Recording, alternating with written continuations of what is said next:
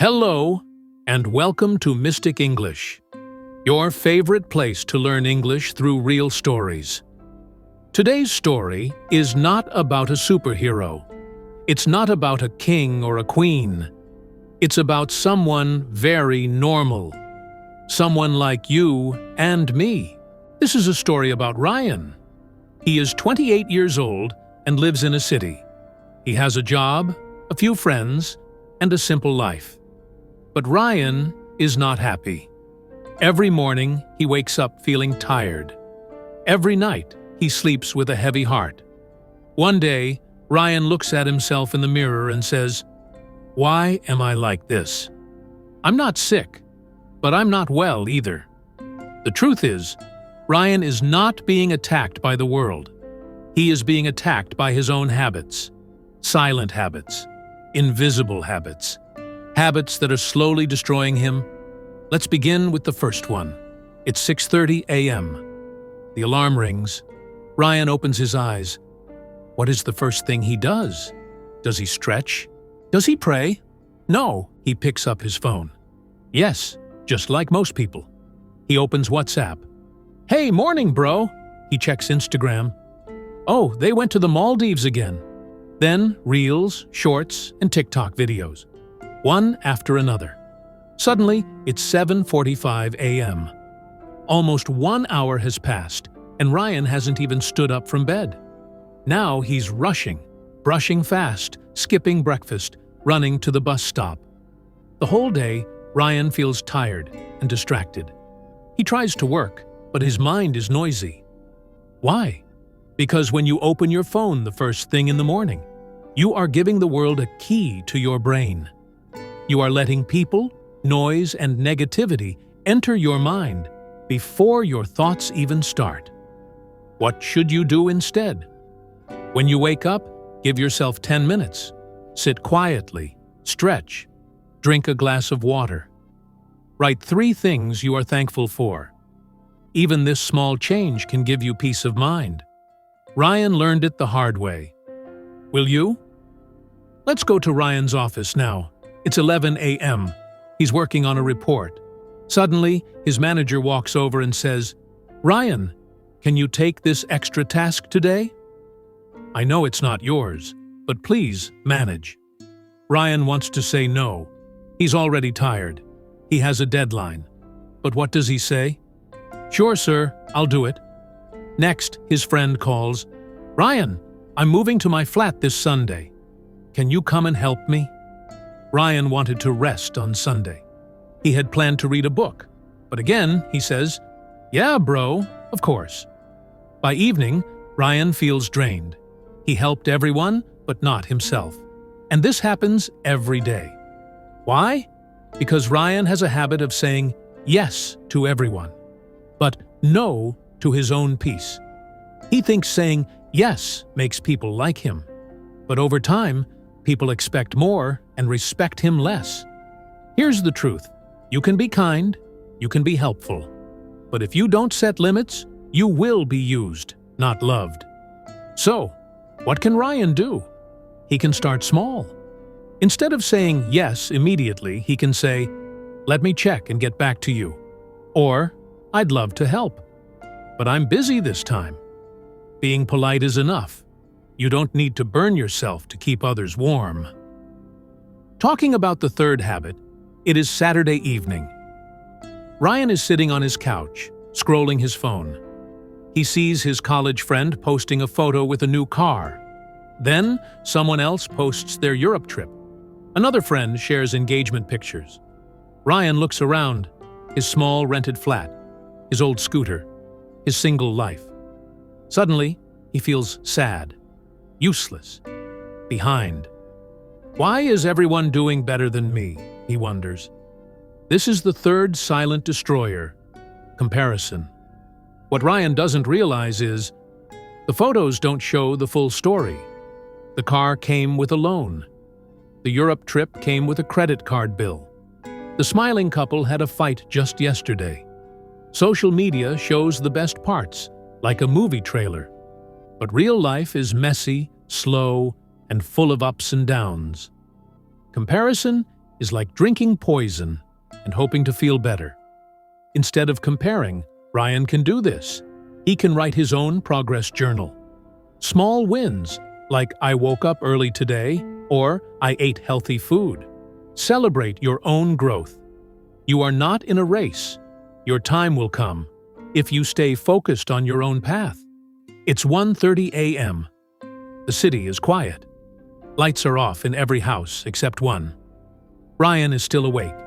He is sitting in front of his laptop, eyes red, shoulders stiff, coffee in hand. He tells himself, I just need to finish this. I'll sleep later. Later becomes 2 a.m., then 2:30. He finally lies down at 3 a.m., tired, dizzy, and unhappy. He is sleepless, so he starts scrolling through short videos on his phone. He finally falls asleep at 4 a.m. The next morning, he wakes up with a headache. He misses breakfast again. He goes to the office, but feels like a zombie. His brain is foggy. He cannot think clearly. He reads the same line 3 times. He forgets things. He gets irritated for no reason. But he tells himself, this is what hard work looks like. No, Ryan. This is what self-damage looks like.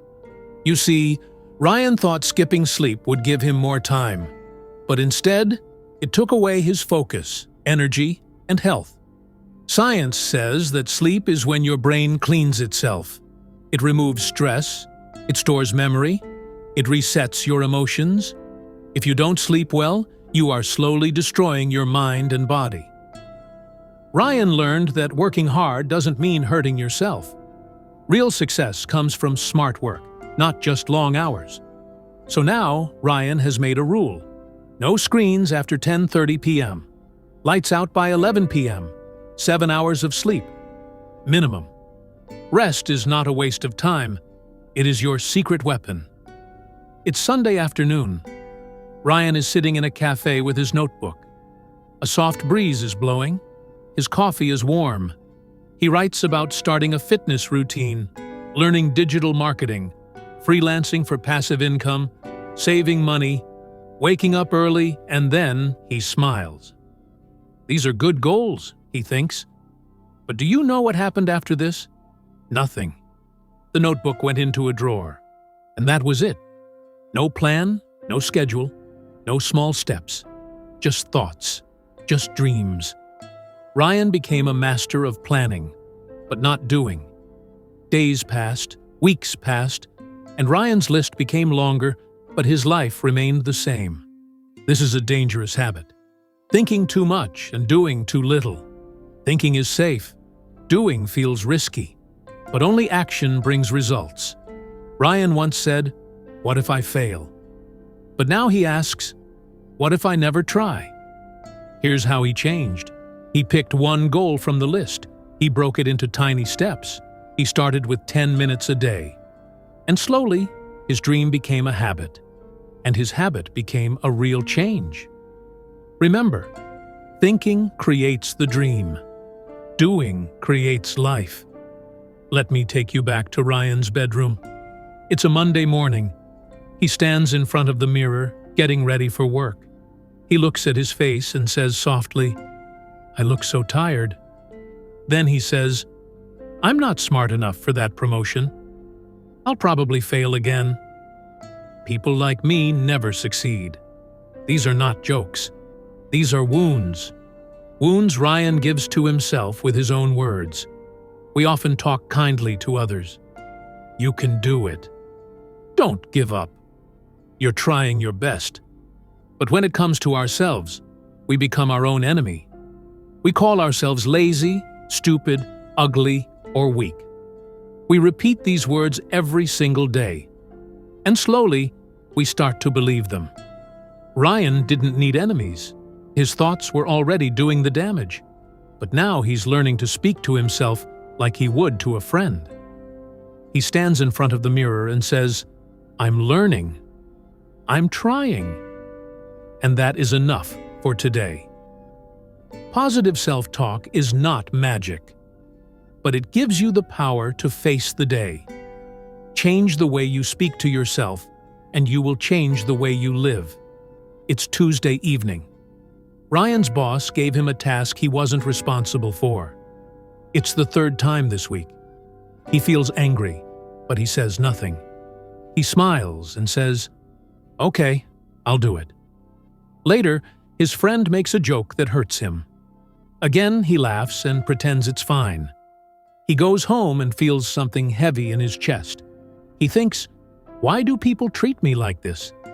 But the real question is, why doesn't Ryan speak up? He avoids conflict. He wants peace. But what he doesn't know is, silence is not peace when it's full of pain. By not speaking, Ryan is letting small problems grow into big wounds. Truth: avoiding difficult conversations may save you from 5 minutes of discomfort, but it can cost you months of stress. Here's how Ryan is changing. He no longer says yes when he wants to say no. He doesn't shout. He doesn't fight. But he says, "I don't feel okay when this happens. Can we talk about it?" It's not easy. But every time he speaks honestly, he feels stronger and freer. You don't need to be rude. Just be clear. Your voice matters. Use it. Let me show you Ryan's weekly pattern. Monday. He wakes up and says, "Oh no, it's Monday again." Tuesday. Still far from the weekend. Wednesday, halfway there. Thursday, almost Friday. Friday night. Yes, finally. Saturday and Sunday. He feels free, alive, relaxed. But by Sunday night, the fear returns. Tomorrow is Monday again. This cycle repeats every week. Out of 7 days, Ryan enjoys only 2. That means he spends 71% of his life feeling unhappy. Imagine this. What if someone gave you a box with 7 gifts and you threw 5 of them away every time? That's what Ryan was doing with his time. Life is not meant to be lived only on weekends. Joy is not a place. It's a mindset. So Ryan started finding small joys even on weekdays. A 10-minute walk after dinner, a podcast during lunch, watering plants, writing in his journal. Suddenly, Monday didn't feel like a monster anymore. Don't wait for Friday to feel alive. Make every day special, in small, beautiful ways. Now, let's go to a very simple thing. So simple, we forget it every day. Water. Yes, just plain water. Ryan drinks 3 cups of tea, 2 cups of coffee, and maybe 1 or 2 glasses of water. In the afternoon, he gets a headache. In the evening, he feels tired. He yawns, stretches, and blames the weather. But the real reason? His body is dry inside. You see, your body is mostly water. Every part of you, your brain, skin, muscles, and even your heart, needs water to work. No water equals no energy. No water equals slow brain. No water, soccer bad mood. Once Ryan started drinking 6 to 8 glasses of water every day, his energy went up, his skin got better, and even his thinking became clearer. He keeps a bottle next to him at work. He drinks water before coffee, not just after. Tip: don't wait to feel thirsty. Thirst is a late signal. Drink a little every hour. Your future self will thank you. The last habit is the quietest one, but it might be the most dangerous. Ryan always says, "I'll handle it myself." I don't want to trouble anyone. I should be strong. But every night, when he sits alone in the dark, he feels like the world is on his shoulders. He has worries about work, money, and family, but he keeps them all inside. He thinks asking for help is a weakness. That being strong means being alone. But Ryan is wrong. Even the strongest people need support. The truth is, we are not made to carry everything alone. Talking to someone doesn't make your problems disappear, but it makes the load lighter. Ryan now speaks to a friend every weekend. Sometimes he talks to a mentor. He even tried therapy once, and it helped him more than he expected. Now, he knows that asking for help is a sign of courage, not weakness. You don't have to fix everything yourself. Let someone stand with you. Even the moon shines because it reflects light from the sun. So now Ryan is changing. He doesn't scroll his phone the moment he wakes up. He speaks when he feels hurt. He drinks water. He sleeps well. He takes action. And he forgives himself when he fails. And slowly, Ryan is becoming someone stronger, kinder, and happier. It all started with a question. Why do I feel like this? And now, he knows the answer. Because I let these habits destroy me. But not anymore. And you? You can begin this change today. You already have the power. If you learned something today, make sure to like this video and subscribe to Mystic English. We don't just teach English here, we help you become better, one story at a time. Tell us in the comments, which habit are you going to change first? And remember, it is never too late to rewrite your story.